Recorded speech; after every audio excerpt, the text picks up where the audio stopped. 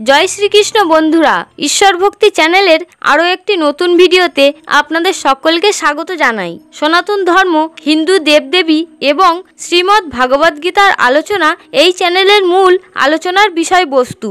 বন্ধুরা, আজকে যে বিষয়টি নিয়ে আলোচনা করব সেটি হলো প্রত্যেক দিনের কর্মব্যস্ততার কারণে যদি আপনি গীতা পাঠ করার সময় না পান, তাহলে দিনের শুরুতে কোন দুটি কাজ আমাদের অবশ্যই করা উচিত, যাতে ভগবান শ্রীকৃষ্ণ আমাদের উপর অত্যন্ত প্রসন্ন হন এবং সম্পূর্ণ গীতা পাঠের ফল আমাদের প্রদান করেন। যদি আপনি চাইলেও কর্মব্যস্ততার কারণে গীতা পাঠ করার সময় না পান, তাহলে এই দুটি কথা আপনি অবশ্যই মাথায় রাখবেন, কারণ শাস্ত্রে উল্লেখিত এই দুটি কথা যদি স্মরণ করে আপনি আপনার দিন শুরু করেন, তাহলে ভগবানের কৃপায় আপনার সম্পূর্ণ দিন অত্যন্ত ভালোভাবেই কাটবে এবং আপনার সমস্ত দুঃখ কষ্ট, সমস্যা এবং অমঙ্গলের বিনাশ হবেই। তাই সারাদিনে আপনি গীতা পড়ার সময় পান বা না পান, কিন্তু শাস্ত্রে উল্লেখিত এই দুটি কথা অবশ্যই মনে করে রাখবেন। তাহলেই আপনি দেখবেন সব কাজ আপনি পূর্ণ উদ্যমের সাথে করতে পারবেন এবং সব কাজেই আপনি সফলতা লাভ করতে পারবেন। আজ এই ভিডিওটির মাধ্যমে আমি এই রকমই একটি গুরুত্বপূর্ণ বিষয় আপনাদের সামনে তুলে ধরব, যা শুনে আপনারা অত্যন্ত উপকৃত হবেন এবং ভিডিওটি শোনার পর নিজেকে সমৃদ্ধ মনে করবেন। তাই ভিডিওটি এক মনে সম্পূর্ণ দেখুন এবং সম্পূর্ণ দেখার পর যদি ভিডিওটি আপনাদের ভালো লাগে, তাহলে অবশ্যই একটি লাইক করবেন এবং কমেন্টে অবশ্যই জয় শ্রীকৃষ্ণ লিখতে ভুলবেন না। তাহলে আসুন এবার জেনে নেওয়া যাক সেই দুটো গুরুত্বপূর্ণ কাজ কি, যেটা আমাদের প্রত্যেক দিন সকালে করা উচিত। বন্ধুরা, আমরা সবাই জানি যে গীতা হলো স্বয়ং ভগবান শ্রীকৃষ্ণের মুখনিসৃত নির্দেশবাণী, যা ভগবান শ্রীকৃষ্ণ অর্জুনকে লক্ষ্য করে সমগ্র মানবজাতির উদ্দেশ্যে দিয়েছিলেন।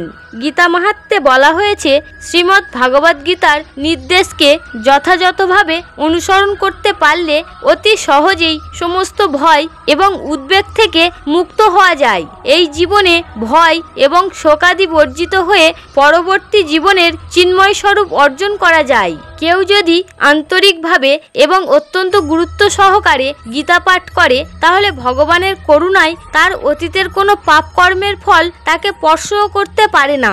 গীতা মাহাত্ম্যে ভগবান শ্রীকৃষ্ণ নিজেই বলেন যে, যারা এই গীতা নিয়মিতভাবে পাঠ করে তাদের ইহকাল এবং পরকালের সকল দায়িত্ব ভগবান শ্রীকৃষ্ণ নিজেই নেন এবং তার জীবনে অপার সুখ শান্তি বিরাজ করে।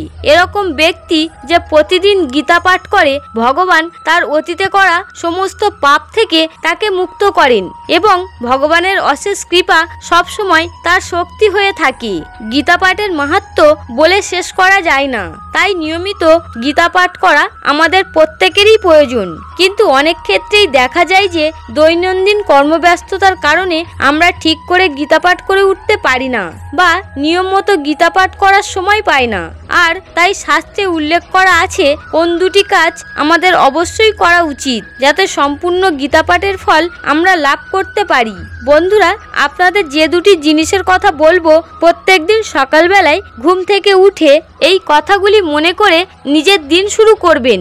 এতে আপনার সমস্ত দিন ভালো কাটবে এবং সকল কাজ সুসম্পন্ন হবে। প্রথমে যে জিনিসটি আপনাকে অবশ্যই করতে হবে সেটি হলো, রোজ আপনি গীতা পাঠ করুন বা না করুন, কিন্তু একটি ছোট্ট গীতা আপনার সাথে সদা সর্বদা রেখে দিন।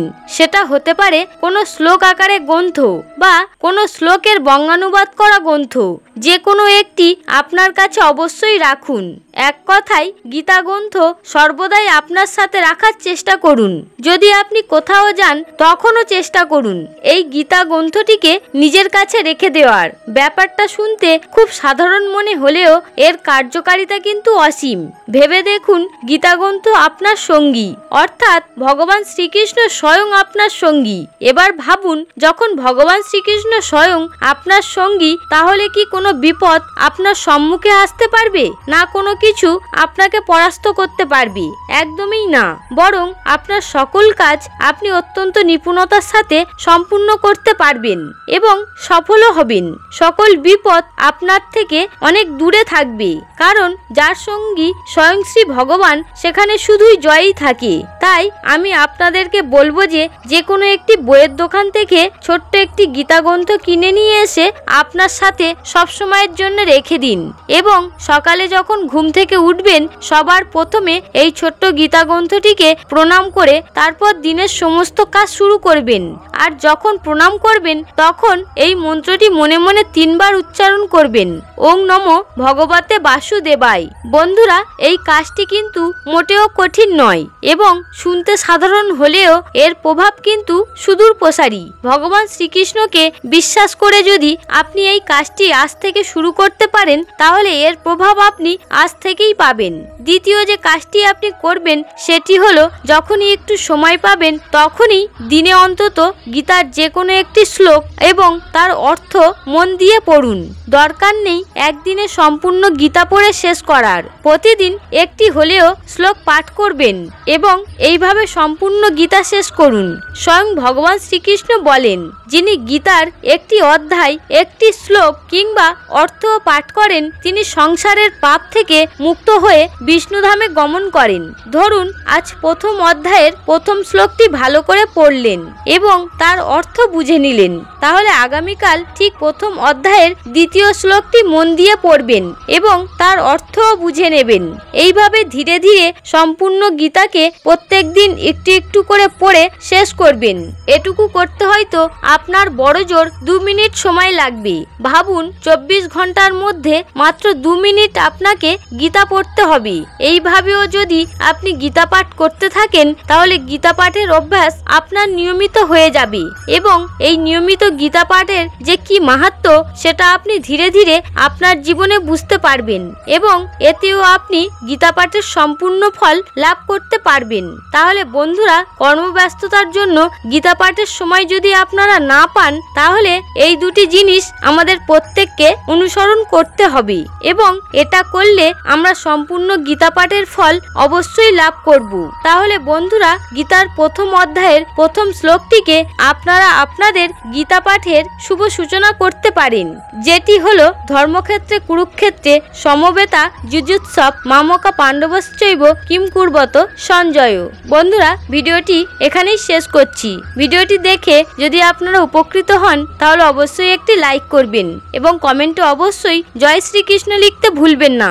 দেখা হবে পরবর্তী ভিডিওতে। ততক্ষণ আপনারা ভালো থাকুন, সুস্থ থাকুন। হরে কৃষ্ণ।